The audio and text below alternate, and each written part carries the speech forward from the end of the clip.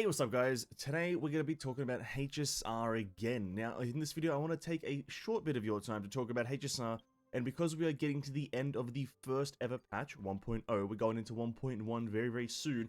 I just want to talk about the general game, my ideas and thoughts about the game systems. You know, you're going to take a look at the story, gameplay, a bit of the character building systems like quality of life, and then also end game systems. And I just want to give an opinion on them of where I think the game is going to go in the future. So with that, let's get into it. So I'll start off by saying the story. I'm not going to actually talk about the story at all. I'm just going to say that I enjoyed it. But yeah, the story's there. Right now it's very short. You've got about 2 zones worth of story. The same like, you know, with Genshin Impact when it launched, you had 2 zones worth of story. And it's fine. It's absolutely fine. No problems really there. It's the same storytelling style as Genshin Impact. So not my preferred storytelling style. It is, you know, kind of pre-made story, but you have a few options that don't really matter. I don't have any major issues with it. It's just not my preferred storytelling type. But yeah, the story's there. It's fine. I hope it ends up being better. You know, we've got a lot of zones to go through. We've got a lot of expansions, technically, quote-unquote expansions to go through. So I'm just going to let the story be its thing. I'm not going to comment on it at all. The actual first point is I'm going to talk about the gameplay. Now, the gameplay, for those who don't know, is a turn-based gameplay with a few nuances, if you will. Now, turn-based is essentially you have a turn, and then the next character has a turn, and then so on and so forth. And the part that I like about HSR is that it went down the route of having a speed-based turn system. Now, that is not the only way to do a turn-based game. For those who don't know, sometimes you can just have literally designated turns. Sometimes you can have predetermined turns. Some characters, you know, meant to go first. Some characters are meant to go last. So on and so forth. You can have a few predetermined things, but, you know, HSR went down the route of having speed-based turn system, which is fun. Now, I did mention with some fun nuances. What are those 2 nuances that I do think that the turn-based system has? Well, it's, the best way I can word it is the ultimate interjection system. Halfway through any person's turn, or halfway through whatever's happening on the screen right now, you can use whichever character's ultimate you want. Now, the reason I really like this system is because it portrays a bit more realistic kind of flow of battle. You know, if I'm to describe it, essentially, it makes sense, right? Because if we didn't have this ultimate interjection system, you know, in a turn-based system, generally speaking, you'd have the characters just wailing on you, and then you have to wait until your actual turn to use your abilities. Well, it kind of makes sense that mid-battle you would then use abilities to counter what's just happened to you. Like, you get smacked up, then you'd probably want to use your ultimate to heal up a character. So it kind of makes sense, and I really enjoy that factor. And the second nuance is the elemental toughness system. Now, I personally haven't seen one of these systems in another game because I haven't played too many turn-based games, but the elemental toughness system is very enjoyable. It's an extra layer of thought that you have to put into the game on top of the already kind of team structure part. You have to make sure you have the right element for the right enemy, and obviously the enemies have, you know, about 3 to 4 elemental weaknesses, so you do have a decent amount of things to kind of use, but again, it's still very tough when you're going into certain things like the Memory of Chaos, which I'll touch on once we get to the end game part of this video. But yeah, I like these 2 factors, the ultimate interjection and the elemental toughness. I think they're great ways to spice up the turn-based combat, because generally speaking, turn-based combat is very boring, unless you're obviously super into it, but generally speaking, it's boring. And this is a nice way to spice it up and make it a little bit more interactive. So, gameplay-wise, love the game. Gameplay-wise, the game is great. Now, this next section is a bit of a long one. It's the character building and the methods of powering up yourself or your characters or your team. Now, I'm going to touch on this very briefly for most of the sections because most of them are quite generic and quite understandable. So, here we go. Generally speaking, your characters in your light cone are just leveled up, right? You just get a character through gacha, obviously, because it's a gacha game. You get a character, and you get a light cone, and you level both of them up. A slight nuance with the light cones is that only a specific path light cone can go on that very specific path character. So if you have a Nihility light cone, it can go on a Nihility character. I wouldn't recommend putting on anyone else because they won't get the ability from it. But yes, generally speaking, that is how you, like, the baseline leveling up and powering up of your characters goes, is just leveling them up. The unfortunate thing for me, I don't really, I'm not a massive, you know, it's not my personal preference, is level being tied to your account. Now, that's kind of a thing that's very common in gacha games, and that's why I don't really have a massive gripe with it. But, you know, I would have liked it to be different. I don't know why. I'm not sure. Maybe I'm just thinking too much on it. But your level is mostly tied to your account. You get to level 10 Trailblazer, you get to level 20 character, level 20 Trailblazer, level 30 character, and so on and so forth until you get to the max level. The next one is traces. So traces are essentially your talent or like small passive boosts that you can acquire through using materials. But these things are expected to be maxed out essentially by the time you get to the end game, so they're pretty nice and pretty easy to do. Just traces equals talents. Next one is Eidolons. Eidolons are your pay-to-get power systems or duplicate of characters. Because the game is obviously a gacha game, it has, you know, pooling characters and so on and so forth, and your Eidolons are the dupes that you get from getting or the power that you get from having a dupe of a character. You get one character baseline, you have 0 Eidolons. You get one extra version of that character, then you can use that extra version to unlock one of the Eidolons. And generally speaking, they are pretty powerful, but they are not as powerful as some of miHoYo's other games. I would say that the Eidolons in HSR are much more balanced and, let's say, maybe sometimes even underwhelming compared to, let's say, something like Genshin's Constellations. But that is just a bit of a tidbit that I want to put in because I think it's good but also bad. It has its pros and cons because, yeah, it just does. And the last thing I want to mention is the relics, the actual gearing system. So the relics equals your equipable armor or your equipable pieces of gear. Now, how these work is that it has 1 main stat and 4 potential substats, and they are the core way of boosting your endgame power. Whenever you get ready to farm them, whenever you're at that point in the game's progress to start farming relics, you gotta go in, you gotta farm one, you gotta get one, it's gonna have a main stat, crit, whatever the hell you want, attack percentage, HP, whatever the hell the stat is that you need, and it's gonna have 4 substats. Now, some of them probably gonna start with 3 because that's the system, but then you have that's the way to, you know, boost your power for the most part, right? They're gonna be the core way of getting a lot of power. And these are the general ways to gear up one singular character or boost the power of characters. Obviously, you could include team structure and team building into this, because if you take that into consideration, you could definitely boost your power even more. But I just wanted to keep it to singular character building because that is just the core part that you'll be doing per thing. And to be quite fair, I think for the most part, the gearing characters like this has been great. I love doing it in Genshin Impact. I love doing it in Honkai Star Rail.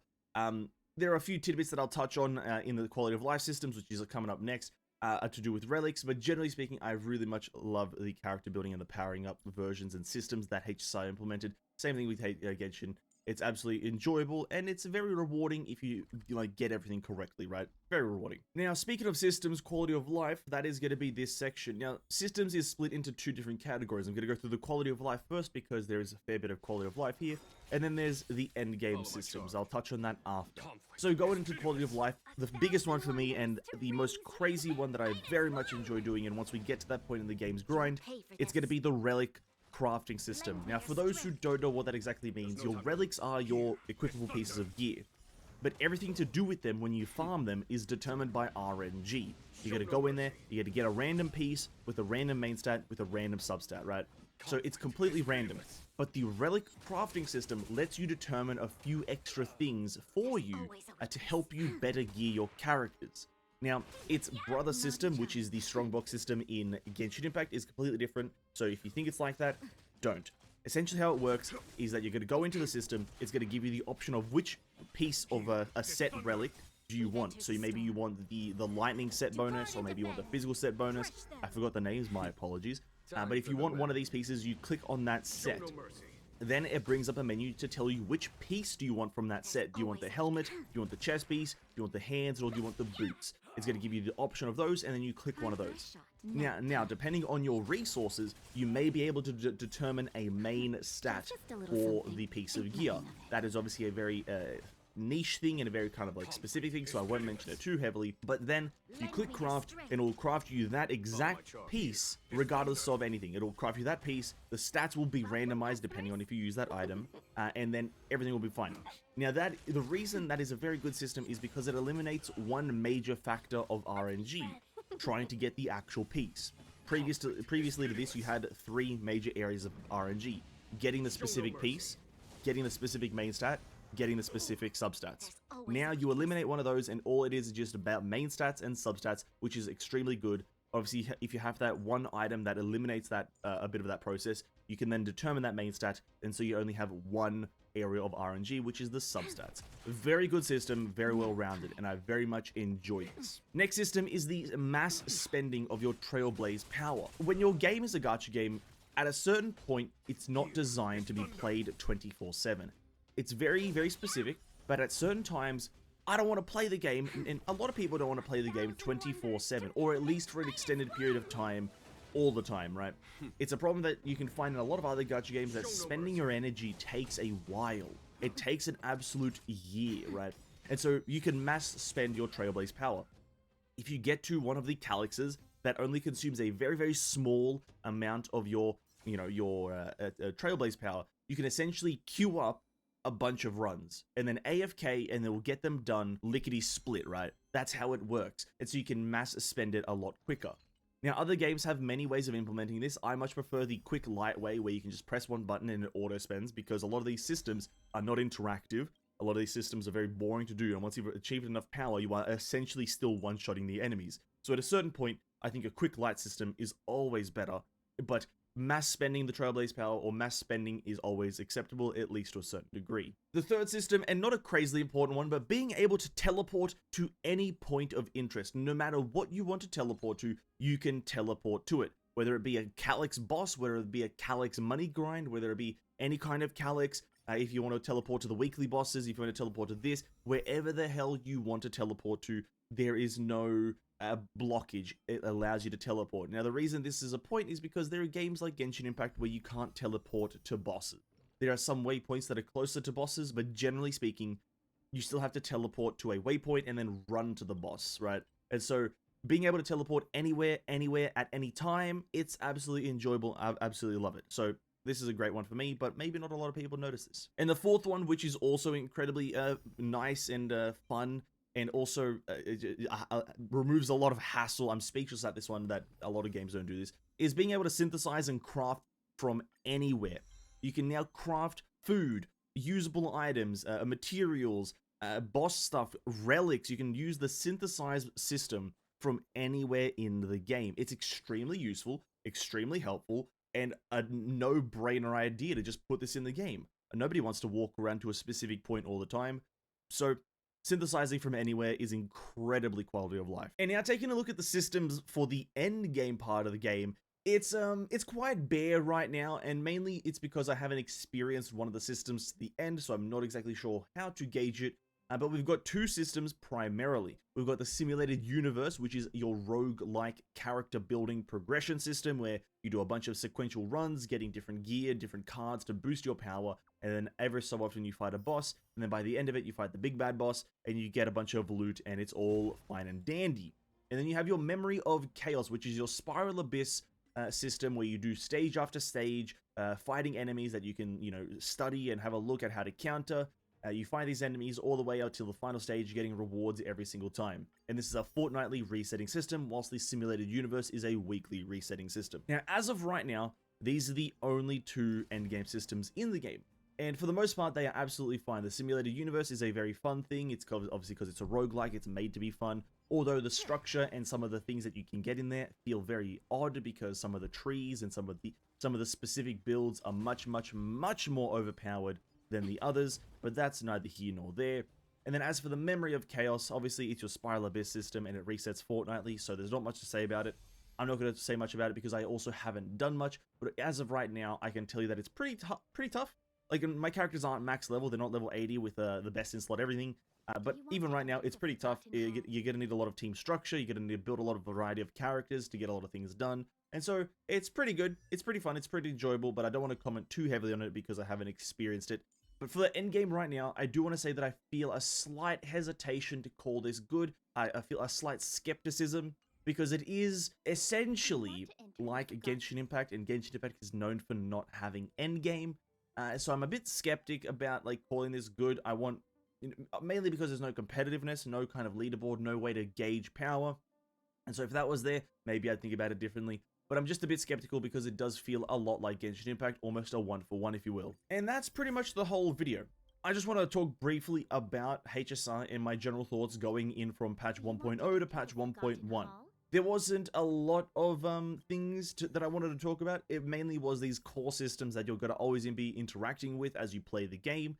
And all of them are mostly fine. I enjoy a lot of them. I think some of them are great, but I also believe that some of them are a bit underwhelming, mainly the endgame systems part, because Obviously, I'm thinking that it's going to go down the same line as its predecessor, Genshin Impact. Now, obviously, it's a bit too early to determine whether it will, but right now, it's a pretty big fear of mine, and I feel like there's a pretty high chance, but again, I could be disproven in the future patches. So, that's pretty much going to be the wrap up for this video. I hope you guys did enjoy. By all means, comment down below what you think about my opinion or what you think about the game in general. I'd be glad to reply and hear what you guys have to say. But for now, have a great day, stay safe, and I'll catch you guys in the next video.